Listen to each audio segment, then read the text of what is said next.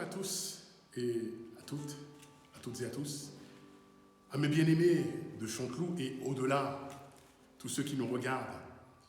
J'espère que vous vous portez bien et que vos familles également se portent bien.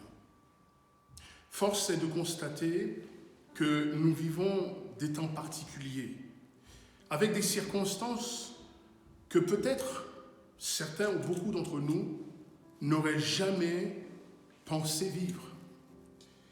Notre pays est en guerre. Quasiment maintenant le monde entier est en guerre. Une guerre non pas contre un ennemi physique, un ennemi humain, mais une guerre contre un ennemi invisible à l'œil nu, appelé le coronavirus ou Covid-19. Invisible à l'œil nu, cependant tellement réel, tellement présent. Parce qu'ici, il est vrai que nous ne pouvons pas le voir à l'œil nu, cependant nous pouvons voir ses effets, nous pouvons voir ses actions, nous pouvons voir les ravages qu'il fait en emportant dans la mort des centaines et des milliers de personnes de par le monde. Aussi, mes amis, frères et sœurs, je vous demande d'être sages et d'être prudents. Suivez les recommandations qui nous sont données par les autorités. Restez chez vous. Ne sortez pas si le besoin ne s'en fait pas sentir ou simplement pour les cas autorisés. Suivez bien sûr les mesures d'hygiène que les médecins nous recommandent, c'est-à-dire se laver régulièrement les mains, garder une bonne distance, ne pas se serrer les mains, ne pas s'embrasser, etc. Depuis l'annonce de ces mesures que le gouvernement a prises, toutes nos réunions ont été suspendues jusqu'à nouvel ordre. Les circonstances que nous vivons aujourd'hui nous ont amenés à penser nos réunions différemment. Puisque nous ne pouvons plus nous rassembler physiquement dans un même lieu, nous pouvons cependant garder le contact, garder le lien, nous retrouver ensemble d'une certaine manière au travers des moyens techniques qui existent aujourd'hui, au travers de l'Internet. Beaucoup d'églises aujourd'hui utilisent ce moyen justement pour partager leur foi, pour partager l'Évangile. L'apôtre Paul, en son temps, qui d'une certaine manière vivait aussi en une sorte de confinement, l'apôtre Paul pouvait dire, je paraphrase, si moi je suis confiné, je suis lié, enfermé, la parole de Dieu, l'Évangile, ne peut pas être lié, ne peut pas être enfermé, ne peut pas être confirmé, de Timothée chapitre 2, verset 9. Le psalmiste dira aussi, dans le psaume 147, verset 15, en parlant de la parole de Dieu, il dira « Sa parole court avec vitesse ». Et c'est vrai qu'au travers de la radio, au travers des médias, au travers des ondes, au travers d'Internet, de YouTube, au travers des réseaux sociaux, eh bien, la parole de Dieu continue à se répandre. Elle ne peut pas être enfermée, elle ne peut pas être confinée. Vous ne pouvez pas venir à elle parce qu'effectivement, il y a des mesures qui sont prises. Eh bien, par le biais d'Internet, c'est elle qui vient jusqu'à vous.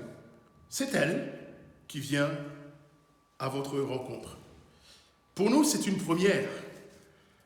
C'est une première et c'est vrai que nous sommes appelés à vivre, à cause des conditions que nous traversons aujourd'hui, nous sommes appelés à vivre nos réunions différemment, en un mot, sous une autre forme.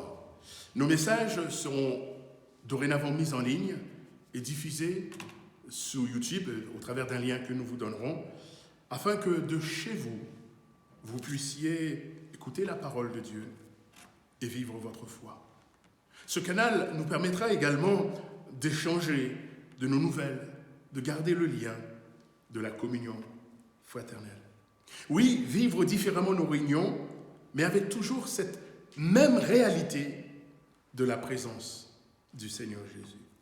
Jésus lui-même a pu dire dans Matthieu 18, verset 20, « Là où 2 ou 3 sont assemblés en mon nom, pour mon nom, je suis, dit Jésus, au milieu d'eux. » Et ce matin, en divers lieux, dans vos maisons, dans vos appartements, peut-être dans votre jardin.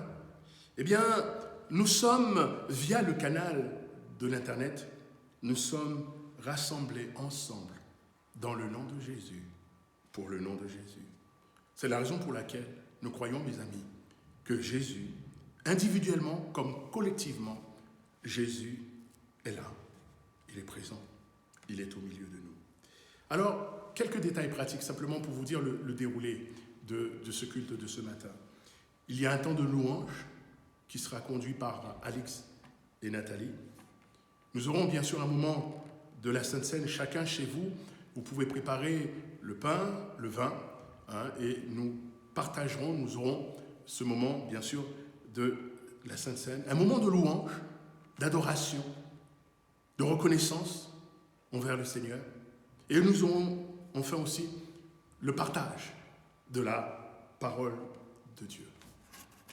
Voilà un peu le déroulé. Au travers de l'Internet, nous pouvons chatter ensemble et échanger de nos nouvelles. Voilà, que Dieu vous bénisse pour cette forme nouvelle de nos réunions, de nos cultes. Bienvenue à toutes et à tous. En tout cas, vous êtes confinés à la maison, mais nous sommes dans la joie de vous retrouver, même derrière votre petit écran. En tout cas, nous sommes dans la présence de Dieu et nous voulons tous le louer. Avec les enfants, vous pouvez louer notre Dieu et nous voulons le faire ensemble par quelques chants et célébrer notre Dieu. C'est vrai que vous n'êtes pas là avec nous, mais ensemble, d'un même esprit, dans une unité d'esprit, nous voulons l'adorer, l'élever, élever notre Dieu. Alléluia. On va chanter ce chant positif ensemble, alors on va. Alléluia. Notre Dieu, il est admirable, il est inébranlable. Alléluia. Son nom surpasse toute puissance. Alléluia. Célébrons notre Dieu. Alléluia.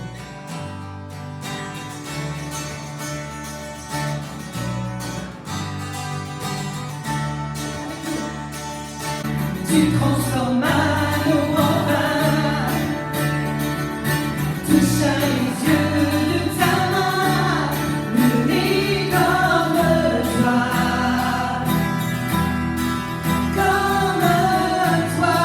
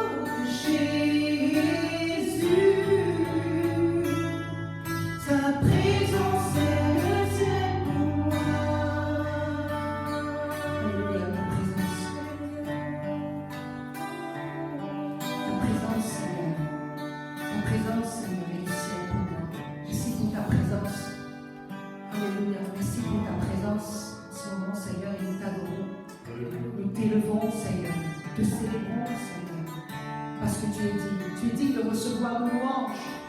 Tu es digne de recevoir notre adoration. Alléluia. C'est vrai, Seigneur, tu es notre enfant. Si nous sommes tes enfants, Seigneur. Alléluia. Tu nous as rachetés à grand prix. Alléluia. Tu m'as ébloui par tes mélodies. Tu m'entoures d'un chant d'amour. Chant de délivrance devant mes ennemis. Un de mes craintes s'enfuit. Non plus l'esclave de la peur. Je suis l'enfant de Dieu. Non plus l'esclave de la peur. Je suis l'enfant de Dieu. Alléluia, vous allez vraiment nous confesser qu'on n'est plus esclave de la peur. Je suis enfant de Dieu. Dis-le là où tu es, que tu es, je suis enfant de Dieu. Je ne suis plus esclave de la peur. Je suis enfant de Dieu. Parce que le Seigneur te connaît. Il te connaît parfaitement. Alléluia. Alléluia. Alléluia. Tu m'as ému par tes mélodies. Oui, tu m'entoures d'un chant d'amour. Alléluia. Tu m'as délivré de tous mes ennemis. Alléluia. Et tous mes peurs s'enfuient. Alléluia. Non, je suis plus esclave de la peur. Mais je suis l'enfant de Dieu. Et je le confesse. Alléluia. Confesse-le ce matin. Oui, que je suis plus esclave de la peur. Mais je suis l'enfant de Dieu. Alléluia. Alléluia. Nous allons reprendre ce chant. Alléluia. Chantez de tout notre cœur. Alléluia. Tu m'as ébloui par tes mélodies. Tu m'entoures d'un chant d'amour. Tu m'as délivré de mes ennemis. Alors mes peurs s'enfuient. Non plus esclave de la peur. Je suis l'enfant de Dieu. Non plus esclave de la peur. Je suis l'enfant de Dieu.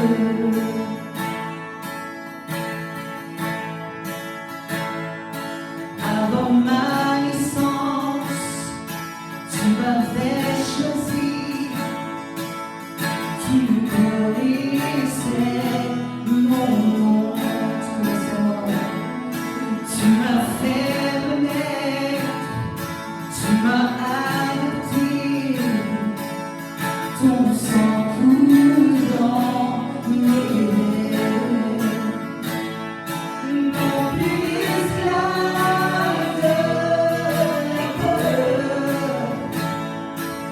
Je suis enfant de Dieu. Non plus esclave de la peur. Je suis l'enfant de Dieu.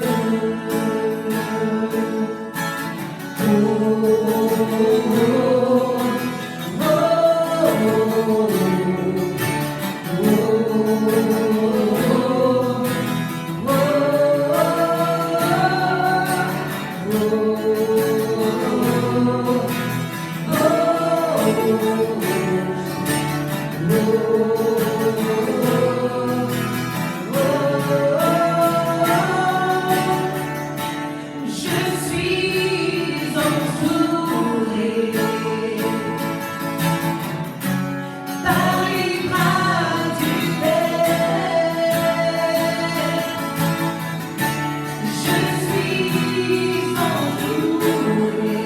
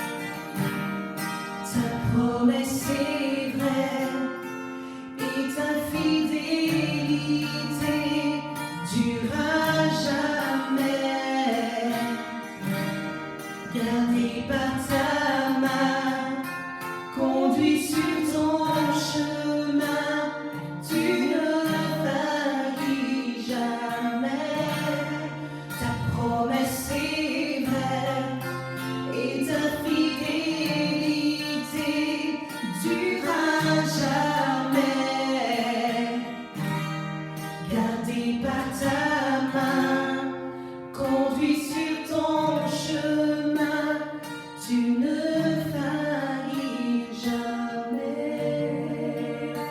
Oh, tu ne failliras jamais, Seigneur. Alléluia. Alléluia, ta promesse est vraie. Alléluia. Et oui, amen en Jésus-Christ.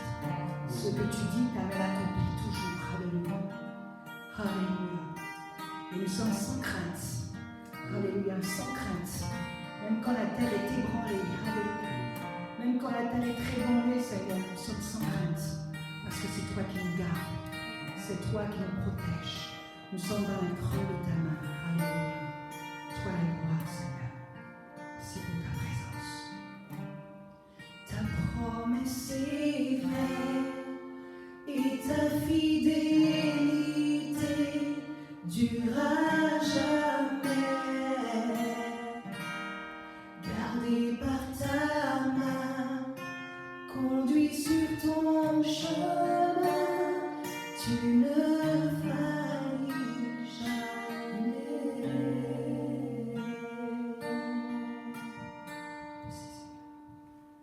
Nous allons voir ce moment de la Sainte Seine. J'aimerais lire ce passage de la parole de Dieu. Je vous inviterai, là où vous êtes dans votre maison, eh bien, de partager le pain, de partager le vin, qui est un temps de communion ensemble, donc autour, bien sûr, de la personne de Jésus. L'apôtre Paul a pu dire dans 1 Corinthiens chapitre 11, à partir du verset 23-26, il dira « Car j'ai reçu du Seigneur ce que je vous ai enseigné. C'est que le Seigneur Jésus, dans la nuit où il fut livré, prit du pain. Et après avoir rendu grâce, le rompit et dit « Ceci est mon corps qui est rompu pour vous. Faites ceci en mémoire de moi. » De même, après avoir soupé, il prit la coupe et dit « Cette coupe est la nouvelle alliance en mon sang.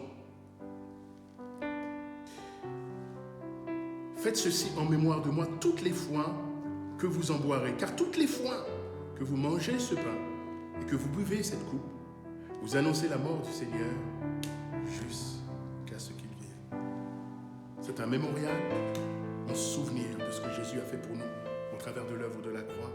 C'est une alliance nouvelle que Dieu a fait avec chacun d'entre nous au travers de la personne de Jésus-Christ. Et aussi, jusqu'à ce qu'il vienne, c'est aussi l'attente de son glorieux retour, parce que nous savons que Jésus doit revenir. Et l'Église dit, Maranatha, que Dieu vous bénisse, et que nous puissions prendre ce moment vraiment avec recueillement, avec action de grâce.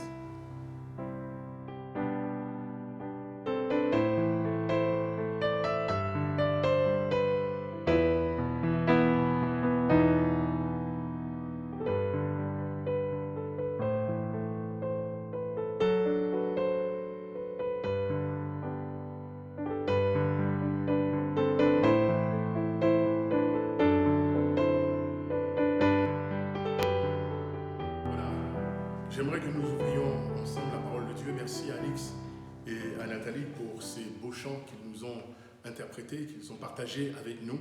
J'aimerais partager avec vous un psaume ce matin. Et j'ai donné pour titre à la prédication de ce matin, compte tenu aussi du contexte dans lequel nous vivons, nous sommes aujourd'hui, la foi, le remède à la peur. La foi, le remède à la peur. J'aimerais lire avec vous le psaume 46. Et voilà ce qui est écrit, psaume 46. Au chef des chantres, des fils de Corée, sur Alamoth, cantique. Dieu est pour nous un refuge et un appui, un secours qui ne manque jamais dans la détresse. C'est pourquoi nous sommes sans crainte quand la terre est bouleversée et que les montagnes chancellent au cœur des mers, quand les flots de la mer mugissent, écument, se soulèvent jusqu'à faire trembler les montagnes.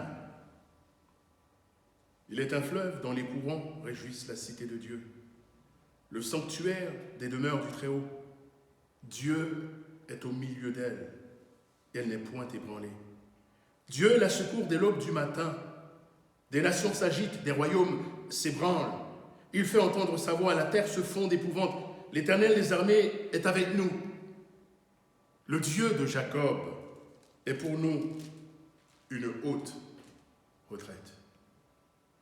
Venez, contemplez les œuvres de l'Éternel, les ravages qu'il a opérés sur la terre. C'est lui qui a fait cesser les combats jusqu'au bout de la terre. Il a brisé l'arc, il a rompu la lance, il a consumé par le feu les chars de guerre. Arrêtez et sachez que je suis Dieu. Je domine sur les nations, je domine sur la terre. L'Éternel des armées est avec nous. Le Dieu de Jacob est pour nous une autre retraite.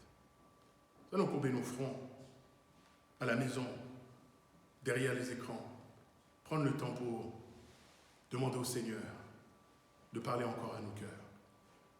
Notre Dieu, notre Père, nous voulons te bénir pour ta parole. Ta parole, elle est la vérité dans les temps que nous vivons actuellement. Combien nous avons besoin de cette parole. Tu as toi-même dit que l'homme ne vivra pas de pain seulement, mais de toute parole qui sort de la bouche de Dieu. Seigneur, merci parce que, au travers de ta parole, tu sais parler à nos cœurs. Et tu connais nos circonstances, tu sais ce que nous vivons, ce que nous pouvons traverser. Tu connais les craintes et les peurs qu'il y a dans les cœurs. Aussi, ce matin, tu veux nous rassurer, nous tranquilliser. Merci, Père, pour ta parole, au nom de Jésus. Amen.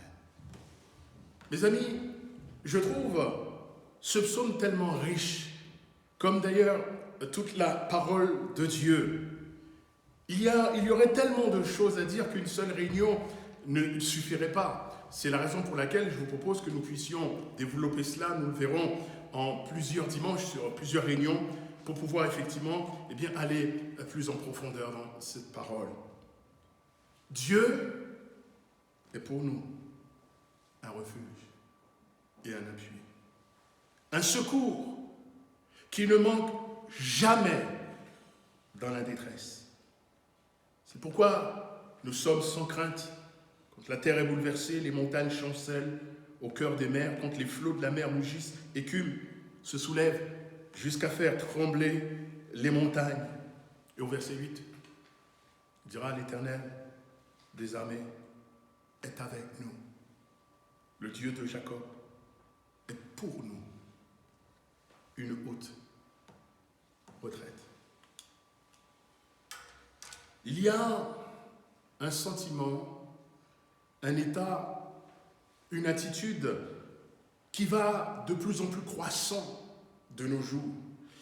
Et on peut définir ce sentiment, cette attitude, par un mot, je crois qu'il le définit parfaitement, c'est le mot peur, crainte. Les gens qui nous entourent, le monde, a de plus en plus peur. Peur d'un ennemi invisible à l'œil nu. Peur de la maladie, peur de ses conséquences, peur d'être soi-même touché, ou bien nos proches, nos familles, nos amis, nos voisins, nos collègues de travail, bref, notre prochain, quel qu'il soit d'ailleurs, quelle que soit sa nationalité, quelle que soit sa race, son niveau social, même ses croyances. La peur peut se comprendre. La peur est un sentiment purement humain. La peur, c'est quelque chose, je pourrais dire, de normal. Aujourd'hui, il existe bien des remèdes contre un certain nombre de maladies. Mais est-ce qu'il existe un remède contre la peur? Est-ce que cela existe? La Bible nous enseigne que le remède efficace contre la peur, c'est la foi. La foi en Dieu. La foi dans la personne de Jésus-Christ. Le roi David, en son temps, a pu dire ces paroles que je cite pour vous dans le psaume 27, verset 1er. Le roi David dira « L'Éternel est ma lumière et mon salut. De qui aurais-je crainte? L'Éternel est le soutien de ma vie. De qui aurais-je peur? Si une armée de soucis, une armée de problèmes, de difficultés, de tous ces fléaux, si une armée se campait contre moi, mon cœur n'aurait aucune crainte. Si une guerre s'élevait contre moi, je serais malgré cela plein de confiance. Plein de confiance, bien sûr, en Dieu. C'est cela la foi. La foi, c'est la confiance en Dieu. Bien sûr, je voudrais mettre un point d'équilibre. La foi, ce n'est pas de la folie. La foi, ce n'est pas de l'inconséquence ou de l'irresponsabilité. La foi n'ignore pas le danger. La foi ne va pas, par bravoure, rechercher le danger. Qu'est-ce que je veux dire par là? Eh bien, ce que je veux dire, c'est tout simplement, ce n'est pas parce que nous avons la foi en Dieu que l'on va ignorer les recommandations qui nous sont données par l'État au travers des interdits. Bien sûr que non. La foi, elle est sage. La foi, elle est prudente. Bien que nous ayons la foi en Dieu, nous allons aussi suivre les recommandations et obéir aux instructions qui nous sont données pour notre bien et pour le bien de tous. Et en disant cela, je dis merci au Seigneur pour tous ces médecins, ces infirmiers, tout ce corps médical qui chaque jour affrontent, combattent la maladie. Que Dieu les bénisse. Que Dieu bénisse effectivement tous ceux qui sont en poste d'autorité, qui gouvernent. Que Dieu leur donne toute la sagesse dont ils ont besoin. Mes amis, la foi n'est pas aveugle. La foi n'est pas irresponsable. Bien au contraire, la foi est sage. La foi est prudente. Tout en étant conscient du danger qui nous entoure, la foi nous encourage à faire confiance à Dieu. La foi croit que malgré toutes les mesures que nous pouvons prendre, et il faut les prendre, la foi croit que malgré toutes les précautions que nous pouvons mettre en place, et il faut les mettre en place, malgré toutes les recommandations que l'on peut nous donner, et il faut les suivre et obéir à ces recommandations. Finalement, au-delà de toutes ces choses, au bout du bout, finalement, celui qui réellement peut parfaitement nous garder, parfaitement nous protéger, c'est Dieu, c'est Jésus-Christ. L'homme de Dieu, dans le psaume que nous venons de lire, fils de Corée, ont pu en leur temps dire ces paroles qui expriment leur foi en Dieu, leur confiance en Dieu, leur confiance dans des temps troublés, dans des temps de détresse. Et ils diront, Dieu est pour nous un refuge et un appui, un secours qui ne manque jamais dans la détresse. C'est pourquoi nous sommes sans crainte quand la terre est bouleversée, que les montagnes chancellent au cœur des mers, quand les flots de la mer mugissent et qu'une se soulève jusqu'à faire trembler les montagnes. Et il dira, l'Éternel des armées est avec nous. Le Dieu de Jacob est pour nous une autre retraite. Je trouve ces paroles, mes amis, frères et sœurs, tellement belles, tellement encourageantes, tellement réconfortantes dans les temps dans lesquels nous vivons. On a l'impression, quelque part, que cet homme était contemporain de ce que nous vivons. On a l'impression, à bien des égards, que les circonstances qu'il a rencontrées, qu'il a traversées, peuvent être des circonstances similaires, comparables à ce que nous pouvons vivre aujourd'hui. C'est-à-dire des circonstances qui, à elles seules, soient capables de susciter la peur dans bien des cœurs. Il parle de montagnes qui s'effondrent, qui s'ébranlent, la terre qui est secouée, la terre qui tremble, les flots de la mer qui grondent, qui bouillonnent. En fait, il parle d'événements sans précédent, d'événements extraordinaires, d'événements tellement inquiétants. Aujourd'hui, on entend des nouvelles à faire trembler, plus d'un système économique sanitaire qui s'ébranle, En fait, ce qui nous semblait, à vue humaine, inébranlable, aujourd'hui, est ébranlé, chavire, est sur le point de s'écouler. Et loin de céder, mes amis, loin de céder à la panique, à la peur, le psalmiste lui-même, au milieu de ces circonstances extraordinaires, tragiques, qu'il était en train de vivre, il va, circonstances tellement terribles, dans ces circonstances, il va exprimer sa foi en Dieu, la confiance qu'il a en son Dieu. Et il dira ces paroles, Dieu est pour nous un refuge et un appui. Mes amis, je ne sais pas si vous avez fait déjà de l'alpinisme, mais bien souvent en pleine montagne, quand l'alpiniste est surpris par la tempête, que la neige tombe à flot, le blizzard, le vent fort se lève, eh bien, il sait que sa seule chance de survie, c'est de trouver un refuge. C'est d'être dans le refuge. C'est de trouver un refuge. C'est de demeurer dans le refuge. À l'intérieur du refuge, il se sait en sécurité. À l'intérieur du refuge, quelle que soit la force du vent, la force de la tempête, malgré le vent qui souffle, il sait qu'à l'intérieur, c'est là qu'il est pleinement en sécurité. Mes amis, vous qui m'écoutez ce matin, avez-vous trouvé ce refuge? Ce refuge a un nom, et il s'appelle Jésus-Christ, Jésus de Nazareth.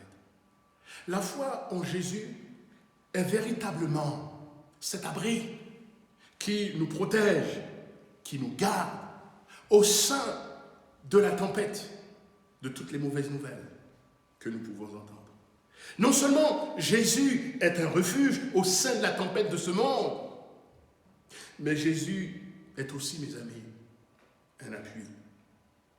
Vous savez, la foi en Jésus-Christ n'est pas une béquille pour les faibles, comme bien souvent nous pouvons l'entendre, ou certains peuvent le croire.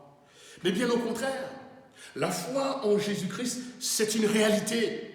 Parce que la Bible nous dit que Jésus-Christ est vivant, il est ressuscité des morts, il est un secours fiable, il est un secours réel, il est un secours tangible, pas seulement dans les moments difficiles. Mais Jésus est un appui et un secours tous les jours de notre vie, dans la vie quotidienne, dans les instants simples de la vie. Nous trouvons en Jésus-Christ un appui et un secours, que ce soit dans les bons moments, dans les moments difficiles, dans les moments de détresse, mais aussi lorsque tout va bien. Jésus demeure cet appui et cet asile. Son secours ne manque jamais. Jamais. Dans la détresse, son secours est toujours là. Dieu est un Dieu fiable. Dieu est un Dieu fidèle. On peut lui faire confiance. On peut compter sur lui. Et je voudrais terminer par ces paroles, puisque nous aurons la possibilité de continuer au travers de ce psaume. L'Éternel des armées, dira le psalmiste, est avec nous. Le Dieu de Jacob, verset 8, est pour nous une haute retraite. L'Éternel des armées est avec nous. Mon frère, ma soeur, même au sein de l'épreuve, même au sein de l'adversité, même au sein des moments difficiles que peut-être les uns les autres peuvent vivre en apprenant toutes ces nouvelles, peut-être que des proches sont touchés. Mais j'aimerais te dire ce matin que tu n'es pas seul. Tu n'es pas seul. Mais Jésus est aussi avec toi. Et dans ces moments bouleversants que tu traverses, la peur peut-être peut venir frapper à ta porte. Mais j'aimerais te dire que tu n'es pas seul. Et que Jésus est aussi avec toi. D'ailleurs, c'est sa promesse. Lui-même, il a dit, je suis avec vous tous les jours. Jusqu'à la fin du monde. Et d'ailleurs, le nom qu'il porte également, c'est Emmanuel. Emmanuel qui veut dire Dieu avec nous.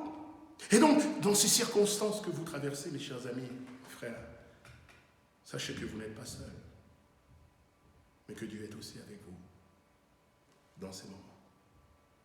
L'Éternel des armées est avec nous. Et mes amis, vous qui vous posez tant de questions vis-à-vis de Dieu, il y a une chose que vous devez savoir, c'est que Dieu n'est pas contre vous.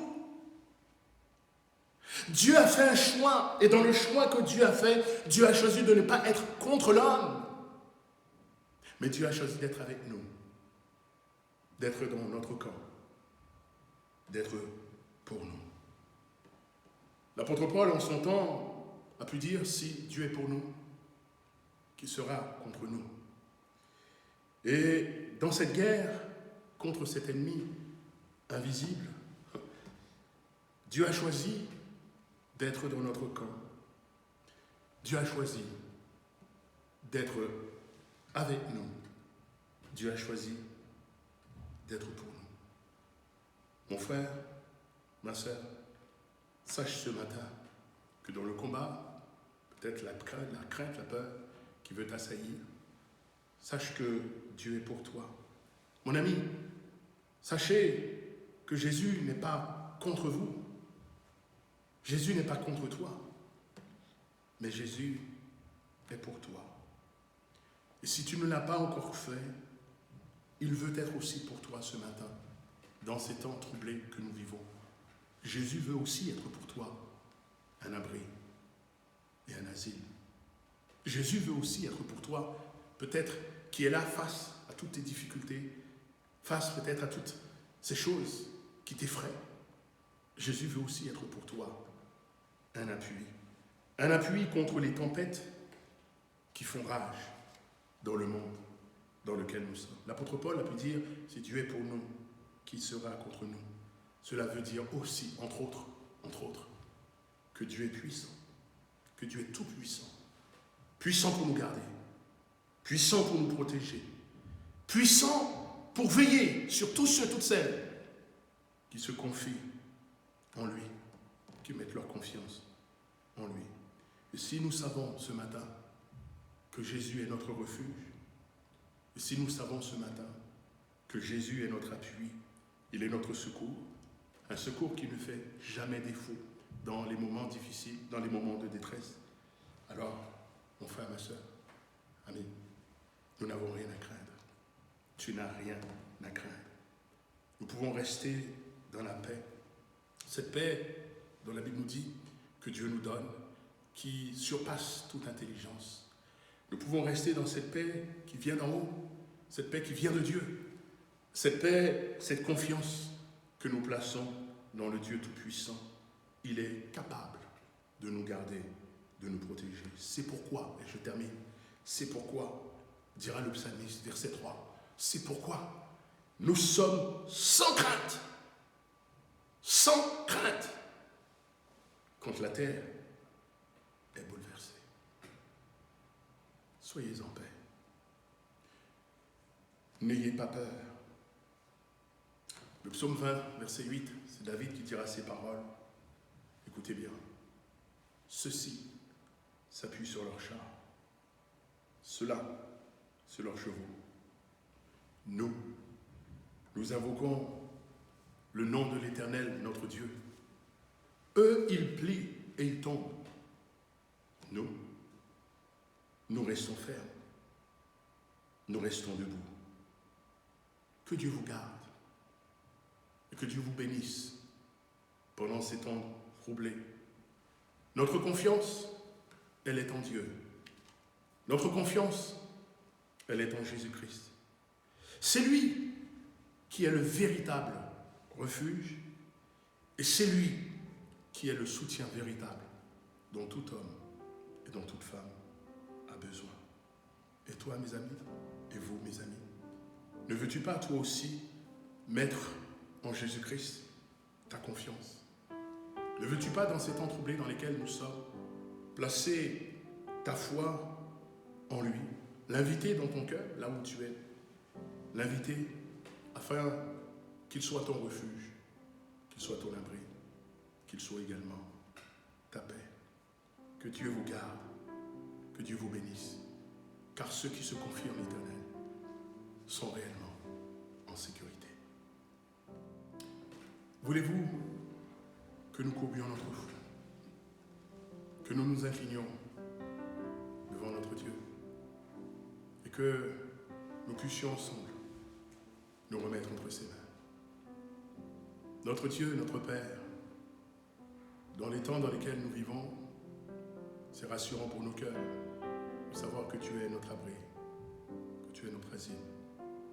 Tu n'as jamais dit que nous ne connaîtrions pas des moments difficiles.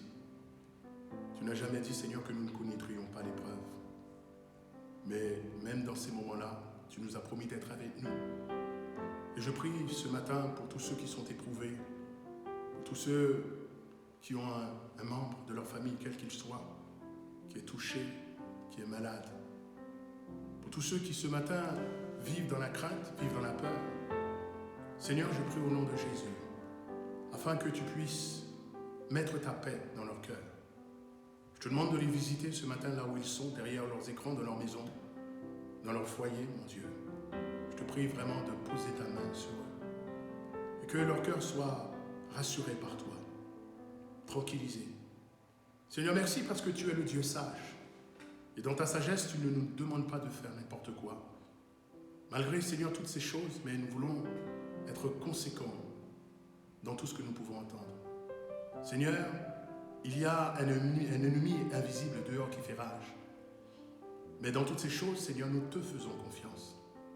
Nous prions que tu bénisses ton peuple de par toute la terre. Nous prions que tu bénisses nos amis, Seigneur, qui ne te connaissent pas encore. Nous prions au nom de Jésus que tu bénisses tous ceux qui nous gouvernent afin que tu leur donnes la sagesse dont ils ont besoin pour gérer cette crise. Nous prions, Seigneur, afin que ta présence, qui est tellement chère à nos cœurs, puisse, même dans les moments les plus difficiles, Seigneur, nous tranquilliser, nous rassurer. Merci d'être avec nous. Merci, Seigneur, parce que nous pouvons lever nos yeux vers toi et nous pouvons espérer en toi, parce que tu es notre espérance. Étends ta bonne main, Seigneur, console les cœurs, soutiens ceux qui ont besoin de ta grâce. Te prions et te demandons cela, au nom puissant de Jésus.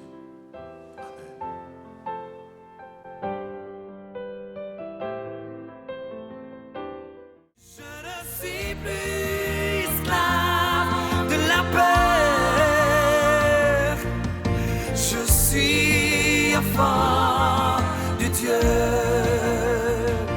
je ne suis plus esclave de la peur, je suis enfant de Dieu.